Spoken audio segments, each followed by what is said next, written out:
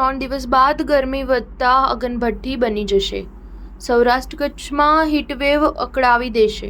અમદાવાદમાં 4 થી 6 વાગ્યે ઘર બહાર નીકળતા પહેલા એલર્ટ।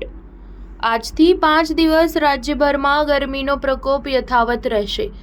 હવામાન વિભાગ દ્વારા 5 દિવસ સૌરાષ્ટ્ર કચ્છના કેટલાક વિસ્તારમાં હીટવેવની આગાહી કરવામાં આવી છે।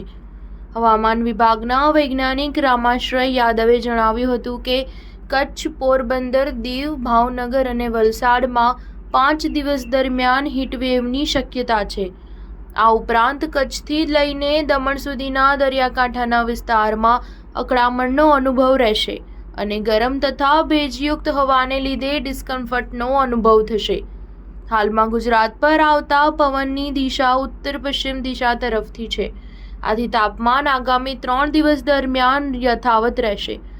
ત્યારબાદ 1 થી 2 ડિગ્રી તાપમાન વધવાની શક્યતા છે। તેમજ છેલ્લા 24 કલાક દરમિયાન ગુજરાતમાં 8 શહેરનું મહત્તમ તાપમાન 40 ડિગ્રી સેલ્સિયસ વધુ નોંધાયું હતું, જ્યારે અમદાવાદમાં મહત્તમ તાપમાન 41 ડિગ્રી સેલ્સિયસ નોંધાયું હતું। ડોક્ટર ભાવિન સોલંકીએ જણાવ્યું હતું કે સૌથી વધારે ખાણીપીણીના એકમો જેમાં શેરડીનો રસ, બરફગોળા, આઈસ્ક્રીમ, કોલ્ડ ડ્રિંક તેમજ બહારનું ખાવાના કારણે રોગો વધ્યા હોવાનું કારણ સામે આવ્યું છે।